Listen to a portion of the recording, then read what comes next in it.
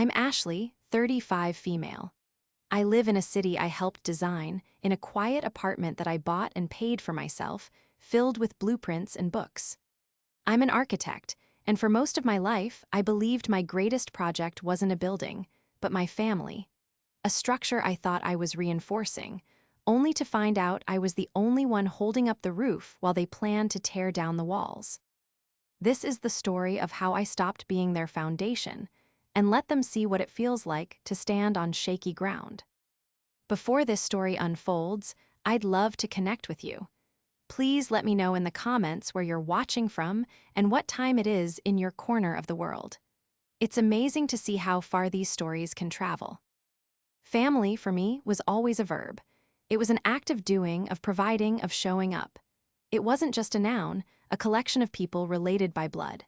My father passed away when I was 20, just as I was deep in the throes of my architectural degree. He was the family's anchor, a quiet, steady man whose paycheck from the local steel mill had kept us comfortable. His death was a seismic shock that left cracks in our foundation. My mother, Karen, a primary school teacher, was overwhelmed with grief and the sudden burden of being the sole provider. My younger sister, Jessica, was just finishing high school, full of dreams that suddenly seemed too expensive, too frivolous. I was the one who stepped up. I juggled my final, grueling years of university with 2 part-time jobs. I'd spend my days drafting building plans and my nights drafting budgets.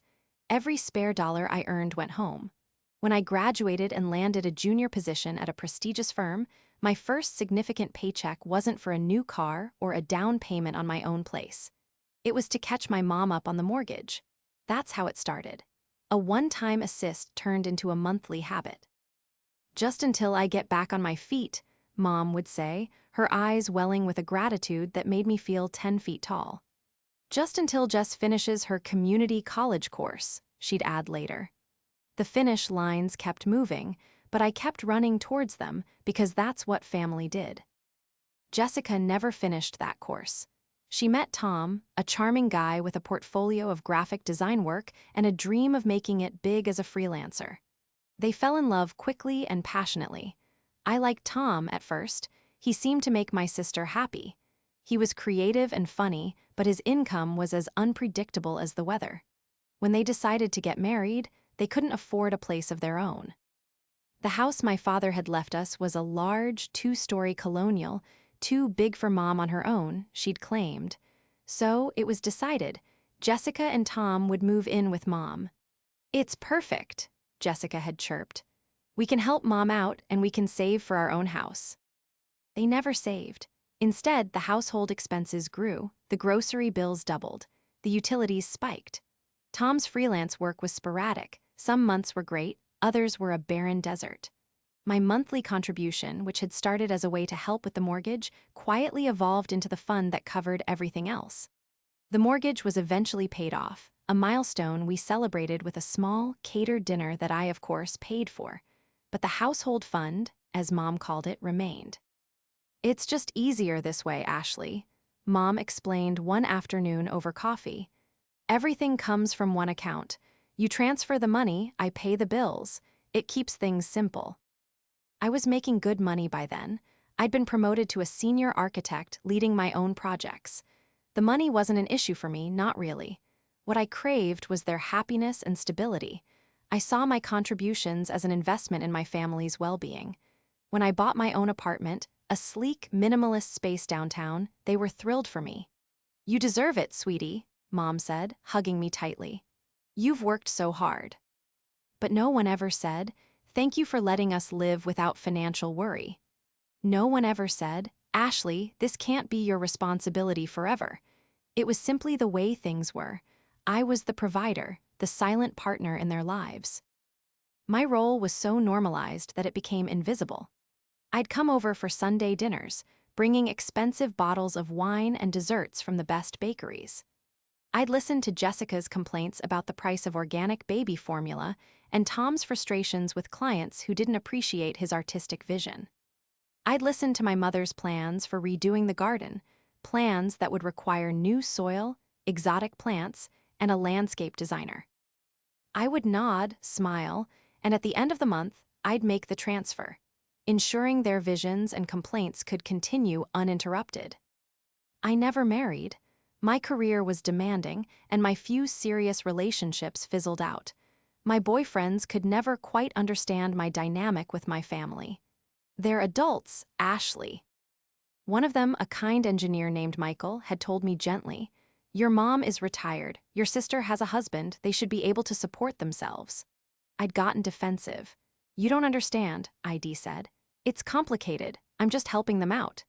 He saw it as a burden, I saw it as a duty. He couldn't see the invisible threads of love and obligation that tied me to them, or perhaps he saw them more clearly than I did. He saw them as chains. My only real confidant was David, a friend I'd known since college. He was a lawyer, sharp and pragmatic, and the only person I was ever truly honest with about the financial arrangement. He never judged, but he often raised a concerned eyebrow. "Just be careful, Ash," he'd warned me a year ago. "Gratitude has a shelf life. Don't let them forget what you're doing." I'd brushed it off. "They're my family," I'd insisted. "They would never be ungrateful." Looking back, the signs were there, like hairline fractures in a wall you refuse to inspect too closely. The way they'd discuss lavish vacation plans without ever mentioning how they'd be funded. The way Jessica would show off a new designer handbag while I was still wearing a coat I'd bought 3 seasons ago. The casual assumption that I would always be there, a walking, talking safety net. I chose to see it as them being comfortable, not as them being entitled. I interpreted their lack of acknowledgement as a sign that my help was so integrated, so fundamental, that it was like the air they breathed, unseen, unspoken, but essential for their survival.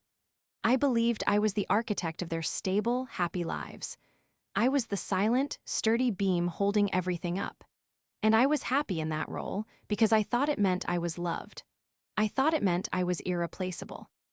I had no idea that to them, a structural beam is only noticed when it's gone, and the whole house begins to collapse. The invitation for Jessica's baby shower arrived as a surprise. Not the shower itself. We'd all known for months she was expecting her first child, a girl. But the invitation was a glossy, professionally designed card that looked expensive. It featured a whimsical watercolor of a mother rabbit and her baby, with elegant calligraphy that Tom had likely labored over. The venue wasn't the family home, as I'd expected, but a chic, sun-drenched private room at the Peony Garden, a trendy brunch spot known for its 5-star menu and even higher prices. My first thought, a flicker of pride, was good for them. Tom must have landed a big client. My second thought was a familiar, quiet calculation of how much this would have cost. I pushed it away. This was a celebration. It was a day to be happy for my sister. I spent a small fortune on the gift. I wanted to give her something meaningful, something that would last. I bought a beautiful, handcrafted wooden crib from a local artisan, a matching changing table, and a top-of-the-line car seat. It was practical, but it was also a statement. It was my way of saying, I am here for this child. I will help you provide the best for her. When I had it all delivered to the house a week before the shower, Jessica's shriek of delight over the phone was all the thanks I needed. "Oh, Ash, it's too much," she'd exclaimed. "You're the best sister in the world." Her words wrapped around me like a warm blanket. The day of the shower was bright and warm, a perfect late spring afternoon. I walked into the Peony Garden feeling proud. The room was buzzing with about 30 of Jessica and Tom's friends, along with our extended family, aunts, uncles, cousins. The place looked incredible. Pink and white balloons floated to the ceiling, every table had a lush floral centerpiece, and a massive dessert table was laden with macarons, cupcakes, and a 3-tiered cake. Jessica was glowing, her hand resting on her round belly, a queen holding court. She and Tom had spared no expense. I hugged her and she whispered in my ear, "Doesn't the place look amazing? Tom's mom helped us with the deposit." I smiled. That was good. They were getting support from his side of the family. It made me feel a little less like the sole financial pillar. I found my mom, Karen, and gave her a hug. "It's a beautiful party, Mom," she beamed. "Isn't it? Our little Jessie deserves the world." I spent the first hour mingling. I made small talk with cousins I hadn't seen in a year and met some of Tom's friends. I felt a little on the outside of their inside jokes and shared histories, but that was normal. My life was different. My schedule was packed with site visits and client meetings, not late-night hangouts. I was the serious, career-driven older sister. It was a role I had accepted, even cultivated. The betrayal didn't happen with a bang. It happened with a whisper. I had gone to the dessert table to grab a cupcake when I overheard it. I was slightly shielded by a large, potted ficus tree near the corner of the room. A group of women, including my Aunt Carol, my cousin Sarah, and a couple of Jessica's friends I didn't know, were gathered nearby, talking in low, conspiratorial tones. I wasn't trying to eavesdrop, but then I heard my name. Ashley got her the crib, you know, my cousin Sarah said. The whole nursery set actually must have cost a fortune. One of Jessica's friends, a blonde woman in a floral dress, laughed. It wasn't a kind laugh. Well, of course she did. What else is she going to spend her money on? She doesn't have a family of her own. A cold knot formed in my stomach. I froze, holding a pink frosted cupcake in my hand. My Aunt Carol, my mother's own sister, chimed in. Her voice was syrupy sweet. It's a shame, really. All that success, and she's all alone. I guess it's nice she can play cool aunt and feel involved. Jessie told me it's a little much, sometimes, the blonde friend added, lowering her voice further. Like she's trying to buy her way into the baby's life. Tom says it's her way of feeling important because she missed the boat on having a husband and kids. The cupcake felt like a rock in my hand. My ears were ringing.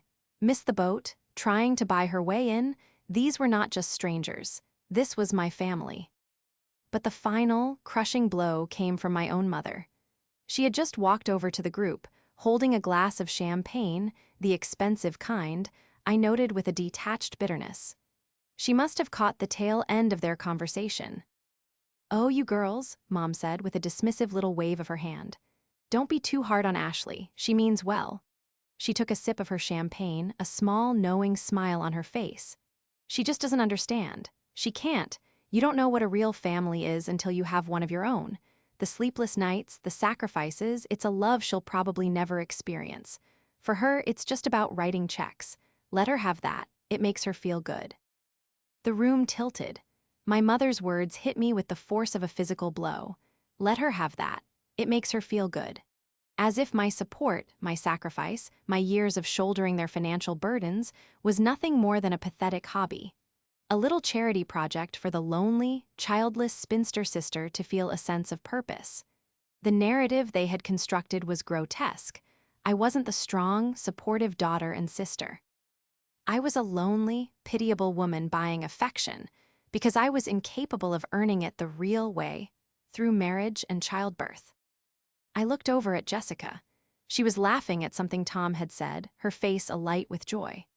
She was surrounded by friends, basking in the glow of her perfect, celebrated life, a life I had unknowingly and single-handedly financed. The beautiful party, the expensive clothes, the home she lived in, the stress-free pregnancy she was enjoying, it was all underwritten by me. The woman they were all pitying behind my back. The whispers hadn't been just whispers. They were an earthquake, and the foundation of the family I thought I had built had just crumbled into dust around my feet. The warmth I'd felt walking in was gone, replaced by an Arctic chill that had nothing to do with the air conditioning. I saw everything with a sudden, horrifying clarity. They didn't see my help as love or support. They saw it as a transaction that benefited them, one for which they secretly mocked me. My generosity wasn't a gift. It was a symptom of my supposed failure as a woman. In that moment, standing behind the ficus tree, a profound and terrible silence fell over my world. The cheerful chatter of the baby shower faded into a dull, meaningless hum. The bright colors of the flowers and balloons seemed garish and mocking. My mother's words echoed in the sudden emptiness of my head. "You don't know what a real family is. It's a love she'll probably never experience." My entire body felt like it was made of lead. I couldn't move, I couldn't breathe. For more than a decade, my identity had been interwoven with theirs. I was Ashley, the architect, but I was also Ashley, the good daughter. Ashley, the supportive sister. Ashley, the reliable one. I had worn these titles like badges of honor. Now I saw them for what they were in my family's eyes: consolation prizes. I looked down at the pink cupcake in my hand. It was a perfect swirl of frosting with a tiny silver sugar pearl on top. So much effort had gone into making this little thing look beautiful and celebratory, just like this party, just like their lives. With a hand that felt disconnected from my body, I placed the cupcake back on the table, my fingers leaving a slight smudge in the perfect frosting. It was a small, almost imperceptible act of defiance. A tiny crack in the flawless facade. Then I turned and walked. I didn't storm over to their table. I didn't cause a scene. I didn't confront my mother or my aunt with tears in my eyes. The hurt was too deep for anger. It was a cold, quiet grief for a family I had just realized never truly existed. To make a scene would be to give them the drama they probably expected from someone as emotional and lonely as they imagined me to be. It would validate their narrative. My silence, I decided in that split second, was the only weapon I had left. It was the only thing that was truly mine. I walked past tables of smiling guests, my face a carefully constructed neutral mask. I must have looked calm, maybe a little tired. No one seemed to notice the tectonic plates of my life shifting beneath my feet. I saw Jessica across the room, accepting another brightly wrapped gift. She glanced up and our eyes met for a fraction of a second.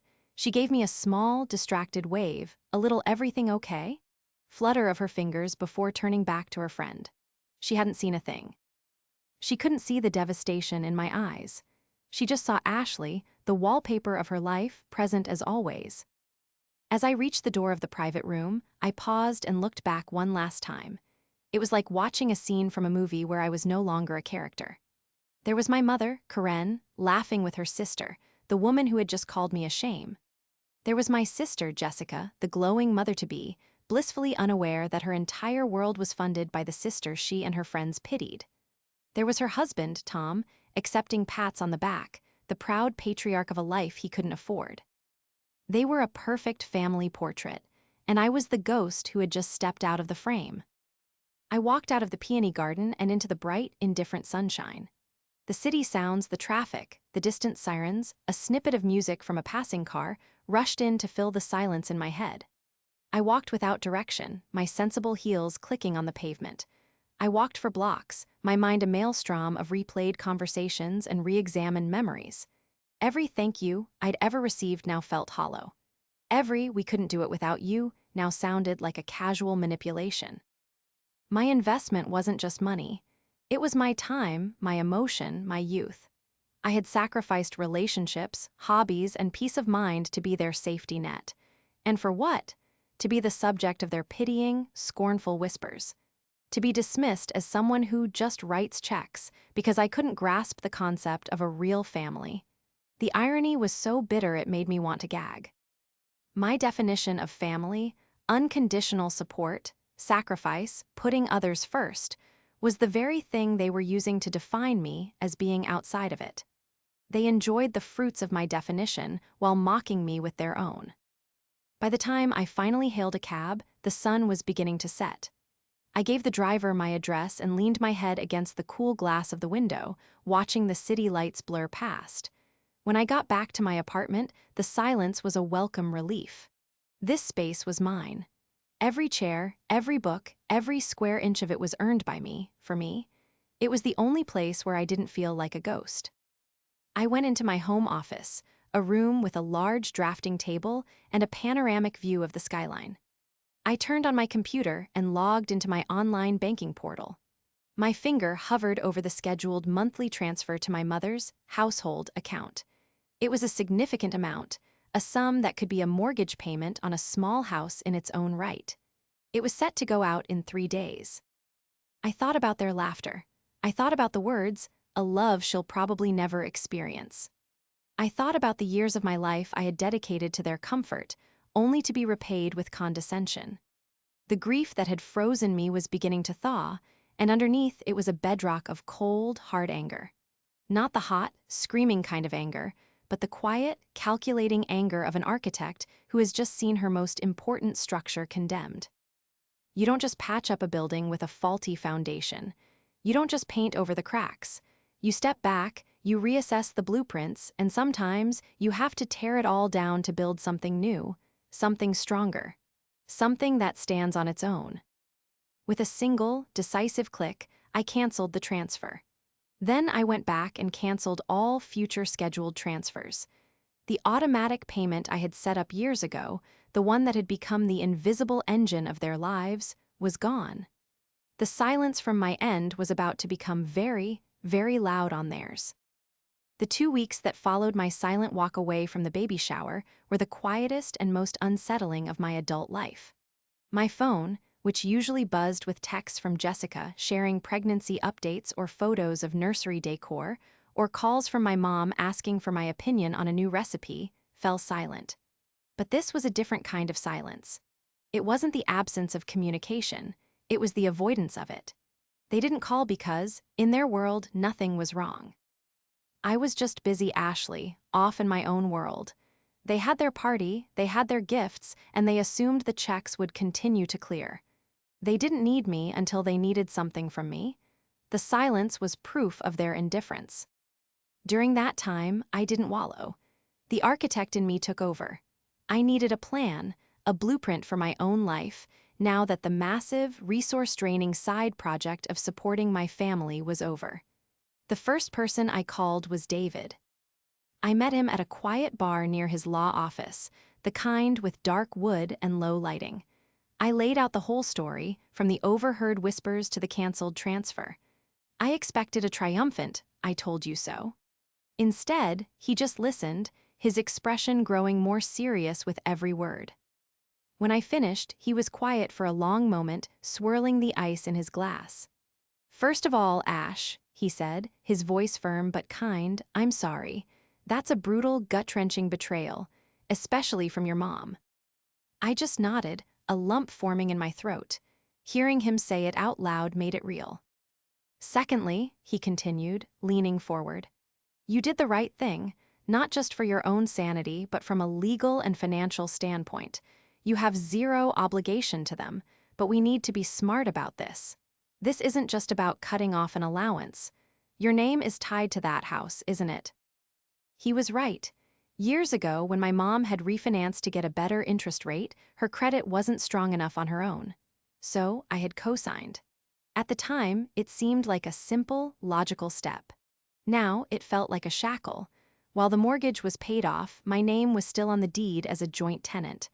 I had assumed it was just a formality, a relic of a past financial arrangement. "I'm on the deed, yes," I confirmed. Joint tenancy with rights of survivorship, it was my dad's house. It seemed right. David's eyes sharpened. "Okay, this is important. This isn't their house, Ashley. It's your house too. Legally, you own half of it. The property taxes, the homeowner's insurance. Who pays for those?" The blood drained from my face. It comes out of the household account," I stammered. "The one I fund." He let out a low whistle. "So for years, you've been paying 100% of the bills for a house you only co-own, while the other co-owner and her tenants, your sister and her husband, live there for free, contributing nothing, all while mocking you behind your back." He laid it out so clinically, so devoid of the messy family emotions, that the absurdity of the situation hit me like a physical force. I had been a fool, a willing, blind fool. "What do I do, David?" I asked, my voice barely a whisper. "You have options," he said, switching into lawyer mode, "and they're all your call. Option 1, you do nothing more, you've cut off the cash, let them figure it out. They'll miss the tax payment, the insurance will lapse. It'll get messy, but it's passive. Option 2, you force a sale. It's called a partition action. As a co-owner, you have the right to force the sale of the property and take your share of the proceeds. It's aggressive, but it's a clean break." He let that sink in. Forcing them to sell our childhood home felt drastic, almost cruel. It was the home my father had built his life in. But was it still that home, or was it just a house that was enabling a toxic dynamic? "There's a third option," David said, seeing the hesitation in my face. "A middle ground. You can formally propose a buyout. They can either buy out your half of the house at fair market value, or you can buy out your mom's half. Or you can draw up a formal rental agreement. Jessica and Tom want to live there? Fine. They can pay you rent for your half of the property. The idea was so simple, so logical, it was revolutionary. Treating a family arrangement like a business transaction. It was exactly what they accused me of, making it all about the money, but it was the only path to fairness. Let's start with the immediate problem, David advised. The utilities, the property taxes, are they in your name? We spent the next hour untangling the web I had woven. The electricity and water bills were in my mother's name, but the annual property tax bill and the homeowner's insurance policy were in both of our names, with payments automatically withdrawn from the account I funded. The account that now had a balance of 0. The next property tax installment was due in 6 weeks. The insurance premium was due in 4. So when the money isn't there, I said, thinking it through, the payment will bounce. They'll get a notification. Exactly, David confirmed. And it will be addressed to both you and your mother. That's when they'll have to call you. The plan felt clean, powerful, and terrifying. It wasn't just about cutting them off anymore. It was about dismantling the entire unbalanced structure I had created and forcing them to confront the reality of their situa. Tian, I wasn't just walking away. I was taking my half of the house with me, at least on paper. I left David's office feeling lighter than I had in years. The grief was still there, a dull ache in my chest, but it was now overlaid with a sense of purpose. I was no longer a victim of their whispers. I was the architect of my own liberation. For the next week, I focused on my own life with a singular intensity. I threw myself into a new project at work, a sleek, modern community library. I started sketching designs not just for the building, but for my own future. I opened a new high-yield savings account and rerouted the money that would have gone to my family into it. I watched it grow, a tangible symbol of my reclaimed independence. I didn't hear a peep from them. The 15th of the month, the day the transfer always went through, came and went. The silence from their end was absolute. They hadn't noticed, or if they had, they hadn't cared enough to ask why. They were floating along on the fumes of the last payment, secure in their little world. But I knew, with the certainty of an engineer calculating structural loads, that the pressure was building. The bills were coming. The insurance premium. The property tax notice. The eviction notice wasn't for them, not yet. It was a metaphorical eviction notice for the role I had been forced to play. And when it arrived, they would finally realize that the person they had laughed at for not having a real family was the only reason their family had a roof over its head. The countdown had begun. The first crack in their oblivious facade appeared exactly 2 weeks and 3 days after the baby shower. I was at my drafting table, refining the blueprints for the community library, when my phone buzzed. It was a text from Jessica. Jessica, hey, Mom said the transfer didn't come through this month. Did you forget? The casualness of it, the little smiley face, was like a drop of acid on my skin. Did you forget? As if my monthly 5-figure contribution was as trivial as forgetting to take out the recycling. For a moment, hot anger surged through me. I wanted to type back a scathing reply, a detailed list of my grievances, but I remembered David's advice: say nothing. Let the situation speak for itself. I put my phone on silent and went back to my work, my hand slightly trembling. 2 hours later, another buzz, a missed call from my mother, then a voicemail notification. I let it sit for a full 10 minutes before I played it, my heart pounding. Ashley, darling, it's Mom. Her voice was light, laced with a hint of confusion. Jessica mentioned the household money hadn't come through. I'm sure you've just been terribly busy with that new project. Just give me a call when you get a chance, sweetie. The insurance payment is due this week. Bye now. Sweetie, darling, the terms of endearment felt like cheap plastic. There was still no concern, no, is everything okay, we haven't heard from you. It was purely transactional. The machine is broken, please fix it. I deleted the voicemail. The rest of the day was a slow-motion avalanche. A text from Tom, hey Ashley, hope all is well. Karen's a bit worried about the bills. Then another missed call from Jessica, then 2 more from my mom. The frequency and urgency were escalating. The smiley faces were gone. I left my office at 6, my phone now buzzing every few minutes.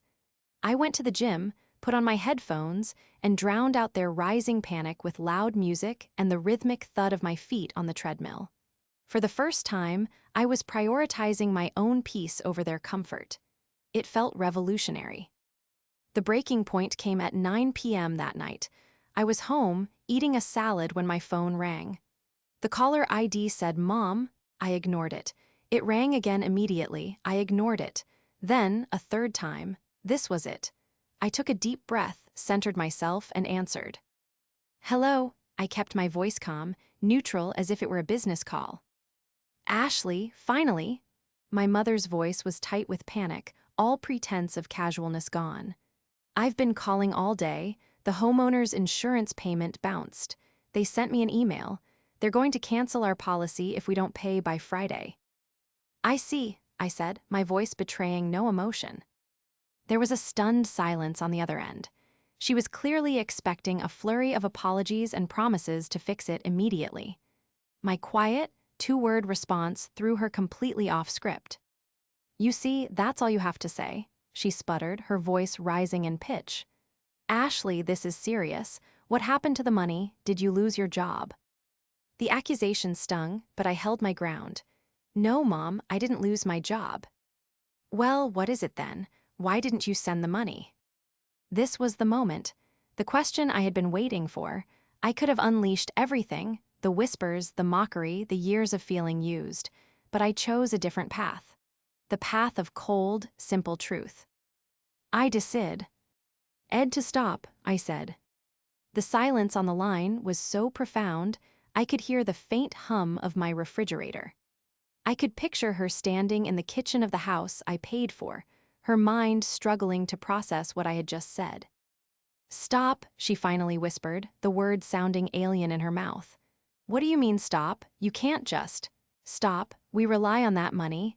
Jessica's baby is coming, the taxes are due next month. What are we supposed to do?" The "we" was telling. It was a "we" that included her, Jessica, and Tom, but not me. I was just the resource, the bank. "I'm not sure, Mom," I said, my voice still level. "I imagine you, Jessica, and Tom will have to figure that out." "Figure it out? Ashley, be reasonable." Her voice was now shrill, cracking with a desperation I had never heard before. "Tom's freelance work is slow right now. Jessica can't work, she's 8 months pregnant. I'm on a fixed income, you know all this. How could you be so selfish?" Selfish? The word hung in the air between us, so ludicrous, so profoundly unjust that I almost laughed. After 15 years of selfless giving, I was being called selfish for finally stopping. "Mom," I said, and for the first time, a sliver of ice entered my tone. "I'm going to have to go. I have an early meeting tomorrow." "Don't you hang up on me," she shrieked.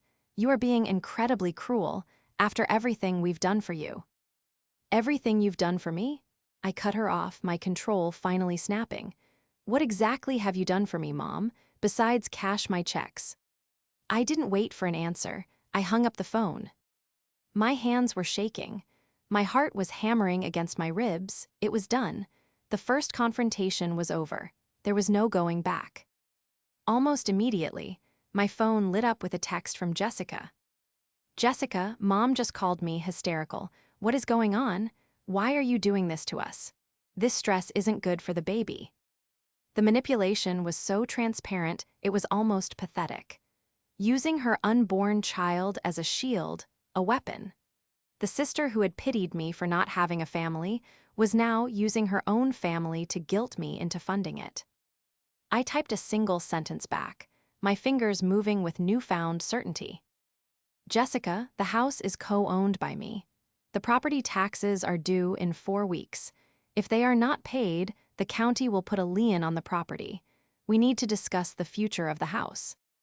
I sent it. Then I powered my phone off. For the first time in my adult life, I was completely unreachable to them. The silence was no longer theirs. It was mine. The panic, however, was now entirely their property. They were about to discover the true cost of the roof over their heads, and they would realize that the eviction notice wasn't from a landlord, but from the family member they had so casually cast aside. The next few weeks were a masterclass in escalating panic. After my final text, I kept my phone off for a full 48 hours. It was a detox. When I finally turned it back on, it was flooded with a predictable deluge of messages. There were angry texts from Jessica, filled with accusations and guilt trips. There were tearful, rambling voicemails from my mother. There was even a short, awkward email from Tom, attempting a let's all be reasonable tone that was completely undermined by the desperation bleeding through his words. I responded to none of them. Instead, I had David draft an official letter. It was concise, professional, and utterly devastating to their way of life. It was sent via certified mail, requiring a signature.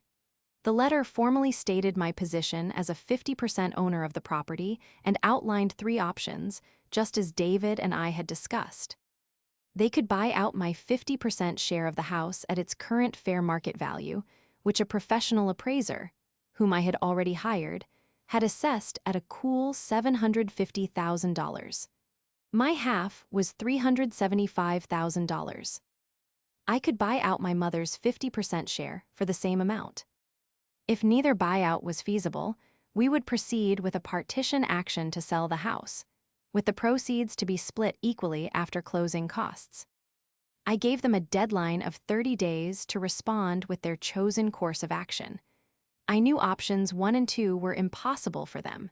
This letter was, in essence, a formal notice that they had to sell the house. The day the letter arrived, the real explosion happened. My phone started ringing incessantly. I didn't answer. Then, around 6 p.m., there was a frantic, insistent buzzing from the intercom in my apartment lobby. It was Jessica and my mother. They had come to my home, my sanctuary. My first instinct was to ignore them, but David had prepped me for this. "Don't hide, Ash. You have nothing to be ashamed of. You're not the one in the wrong. Let them in. Be calm, be firm, be a gray rock. Don't give them any emotional reaction to latch onto." I took a deep breath, buzzed them up, and opened my apartment door just a crack, leaving the security ch. "Ain't on." They stood in the hallway, looking frantic. Jessica's face was red and blotchy from crying, her pregnant belly prominent. My mother looked older than I had ever seen her, her expression a mixture of fury and disbelief. "Ashley, let us in," my mother demanded, her voice shaking. "We need to talk about this insane letter." "We can talk right here," I said, my voice even. "Are you serious?" Jessica cried out, her voice cracking. "You're kicking us out of our home, your pregnant sister and your own mother. What kind of monster are you?" "This is not your home, Jessica," I stated calmly. "It's a house that you live in. Mom and I own it. And I am no longer willing to pay for 100% of a property where my presence and contribution are mocked." My mother gasped, placing a hand over her heart. "Mocked? What are you talking about? We love you." This was the moment of truth, the point where I laid my cards on the table.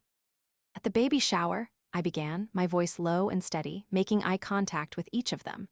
"I was standing by the dessert table. I heard you, Mom. I heard you talking to Aunt Carol and Jessica's friends. You said I couldn't understand what a real family was. You said it was a love I would probably never experience. You said my support was just something to let me have to make me feel good. You painted me as a pathetic, lonely woman who writes checks because she has nothing else in her life." The color drained from my mother's face. She looked utterly stunned, her mouth opening and closing with no sound coming out. She had been caught. Jessica looked from me to our mother, her expression confused. I didn't mean it like that, Ashley," my mother stammered, her eyes darting around. "It was just girl talk. You're taking it out of context." "What is the correct context, Mom?" I asked, my voice dangerously quiet. "In what context is it okay to describe your daughter, the one who has funded your entire life for 15 years, as a sad case to be pitied? There is no context in which that is acceptable." Jessica finally found her voice. "Ashley, Mom was just, you know how she talks. And so what if some people said some stupid things? Is that worth making us homeless over a few words? It was never about the words, Jessica, I replied, my gaze hardening. The words were just the symptom. They revealed the truth. The truth is that none of you respect me. You don't see me as family. You see me as a utility, a bank, an endless resource you felt entitled to. And now that the utility has been shut off, you're suddenly here telling me how much you love me. I looked directly at my sister. You stood there, basking in a party that I paid for, in a house I paid for, carrying a child whose future I was expected to pay for, while your friends and our family mocked me. And you said nothing. Your silence was your agreement. Tears were now streaming down Jessica's face. That's not fair. I didn't know what to say. I was embarrassed. You were embarrassed? I let out a short, bitter laugh. Try being me. Try dedicating your life to people who laugh at you behind your back. You have 30 days to respond to the letter. You can consult a lawyer. I'm sure he'll tell you my position is ironclad. Now, I have to ask you to leave. You are trespassing. I moved to close the door. My mother put her hand out to stop it. Ashley, please, she begged, her voice now stripped of all anger, replaced by pure desperation. Don't do this to us, to your family. I looked at her hand on my door. You were right about one thing, Mom, I said softly. I didn't understand what real family meant. I thought it meant sacrifice and support. But I see now that to you, it just means people you can use without consequence.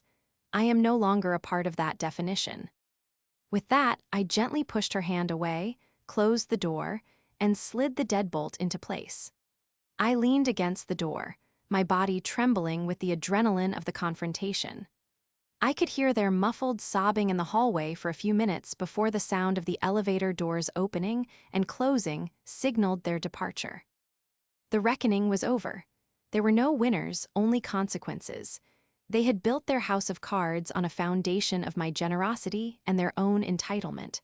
I hadn't blown it over. I had simply walked away, and it had collapsed all on its own. Now, they would have to sift through the rubble and figure out how to build something for themselves. The 30 days passed in a tense, strained silence. True to my word, I didn't engage.